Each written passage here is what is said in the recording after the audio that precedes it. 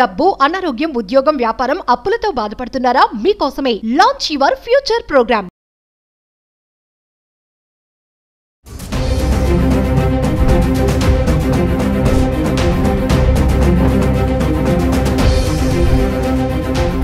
Suman TV ప్రేక్షకులకు నమస్కారం. Gold రేట్లు పెరగనున్నాయా, తగ్గనున్నాయా? ఈ ప్రశ్న ప్రతిరోజు మనం వేసుకుంటున్నదే.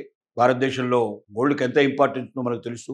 ముఖ్యంగా రాబోయే పండుగ రోజులు, దసరా, దివాళీ వస్తున్న సందర్భంగా, పెళ్లిళ్ళు, శుభకార్యాలు ఎక్కువగా జరుగుతున్న సందర్భంగా, మంచి రోజులు, ఎక్కువగా గోల్డ్ అవసరం ఉన్న పరిస్థితుల్లో గోల్డ్ రేటు తగ్గుతుందా పెరుగుతుందా అని ప్రతి ఒక్కరిలో ఉన్నటువంటి ఒక ఆతృత.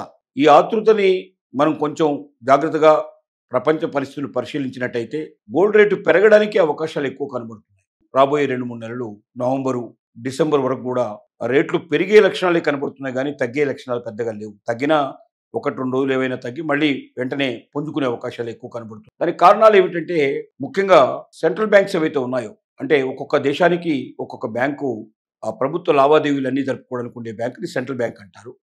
అలాగా చైనీస్ సెంట్రల్ బ్యాంకు ఈ మధ్యకాలంలో ఎక్కువగా గోల్డ్ కొని నిల్వ చేసుకునే ప్రయత్నం చేస్తోంది. గతంలో ఉన్నటువంటి నిబంధనలు, అంటే ఇంపోర్ట్ చేసుకోవడానికి కానీ ఎక్స్పోర్ట్ చేయడానికి కానీ చాలా కఠినమైన నిబంధనలు గోల్డ్కి చైనా ప్రభుత్వం విధించింది. దాన్ని సరళీకృతం చేస్తోంది. ఆ కఠినమైన నిబంధనల నుంచి సరళమైన నిబంధనల వైపు చైనా మొగ్గుతోంది. అంటే ఎక్కువగా గోల్డ్ని ఇంపోర్ట్ చేసుకోవడానికి వీలుగా అవకాశాలని కల్పిస్తోంది. అంటే ఎక్కువగా మరి గోల్డ్ని ఇంపోర్ట్ చేసుకోవడానికి అవకాశం కల్పించినప్పుడు చైనాలోకి ఉధృతంగా గోల్డ్ రావడానికి అవకాశం ఉంది. చైనా ప్రభుత్వం ఎక్కువగా కొనుక్కొని పెట్టుకోవడానికి అవకాశం ఉంది. అలాగే చైనా ప్రజలు కూడా ఎక్కువగా దాన్ని వాడడానికి అవకాశం ఉంది. దాని ప్రభావం కూడా అన్ని దేశాల మీద, బంగారం మీద ఉండే అవకాశం ఉంది. బంగారానికి రేటు కొంచెం పెరగడానికి పాసిబిలిటీస్ ఉంది. అలాగే ట్రంప్ యూరోపియన్ దేశాలకు సంబంధించిన సమ్మిట్లో మన మోడీ గారు పాల్గొనలేదు. కానీ ప్రొఫెసర్ జయశంకర్ మన దేశం నుంచి విదేశాంగ మరి ఆయన శాఖ చూస్తున్నారు. ఆయన అక్కడ ప్రత్యేకంగా పాల్గొన్నారు. అలాగే పీయూష్ గోయల్ గారు కూడా చెప్పినటువంటి మాటలను బట్టి ఆలోచిస్తే, యూరోపియన్ కంట్రీస్ సమ్మిట్లో ప్రత్యేకంగా ట్రంప్ చెప్పినటువంటి విధానం ఏమిటంటే, మేము భారతదేశాన్ని వదులుకోం, చైనా వైపు, రష్యా వైపు వెళ్తున్న భారతదేశాన్ని తిరిగి మా వైపు తెచ్చుకుంటాం, మేము సుంకాలను కూడా తగ్గిస్తాం, నవంబర్లోగో మొత్తం టోటల్గా ఈ సమస్య పోయి తిరిగి గతంలో లాగే భారతదేశంతో మేము వ్యాపారం చేసుకునే అవకాశాలు ఉన్నాయి అన్న మాట చాలామందికి, చాలా యూరోపియన్ దేశాల లోపల భారతదేశం వైపున ఎక్కువగా వారు ఆలోచించటం, ట్రంప్ చెప్పిన తర్వాత యూరోపియన్ దేశాలు కూడా ఎక్కువగా మనతో వ్యాపారాన్ని పెంచుకోవడానికి ప్రయత్నం చేయడం. అలాగే మన సెంట్రల్ బ్యాంక్, అంటే మనకున్నటువంటి రిజర్వ్ బ్యాంక్ ఆఫ్ ఇండియాని మనం సెంట్రల్ బ్యాంక్ ఇక్కడ గుర్తిస్తాం.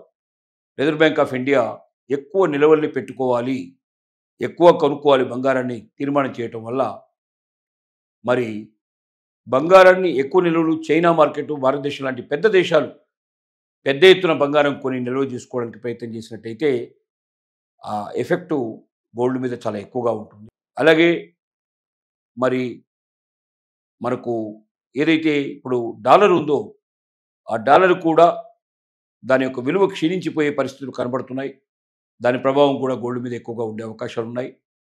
ఏది ఏమైనప్పటికీ మనకు నవంబర్, డిసెంబర్ వరకు గోల్డ్ రేటు కొంత పెరుగుతూనే పోయే అవకాశాలు కనపడుతున్నాయి తప్ప బాగా క్షీణించే అవకాశాలు మాత్రం చాలా తక్కువ. దీన్ని బట్టి ఎవరైనా భారతదేశంలో మహిళలు మరి ఇంటికి కావాల్సినటువంటి గోల్డ్ ఏదైనా కొనుక్కోదలుచుకున్నా, గోల్డ్ ఏదైనా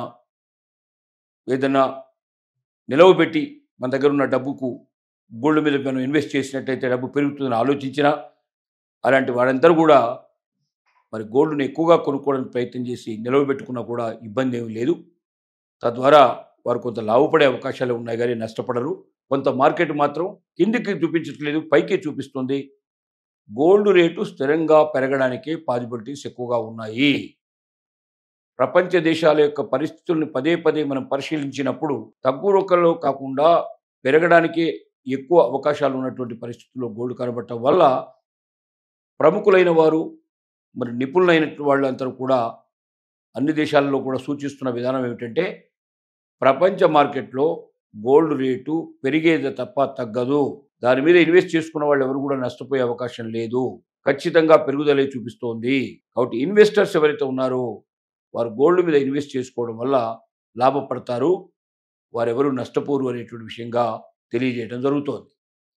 దీనికి తోడుగా ట్రంప్ యొక్క సుంకాల విషయంలో కూడా భారతదేశంతో మళ్ళీ చర్చిస్తూ అది వీలైనంత తొందరగా తగ్గించాలనే కోరికతో ఉన్నారు. కాబట్టి దాని ప్రభావం కూడా దేశం మీద పడేటట్టుగా ఉంది. భారతదేశం లోపల ఈ రేటు వీలైనంత వరకు బంగారం మీద పెరిగే అవకాశం, మిగిలినటువంటి వాటి మీద కొంత క్షీణదశకు వచ్చే అవకాశాలు కనబడుతున్నాయి. మరి దాంతోపాటు వెండి కూడా పెరిగే అవకాశాలు ముఖ్యంగా కనబడుతున్నాయి. కాబట్టి ఈ 2 లోహాల మీద ఎవరైనా ఇన్వెస్ట్ చేసుకుంటే వారు నష్టపోయే అవకాశం లేదనేది మరి స్పష్టంగా మనకు కనబడుతున్న విషయం.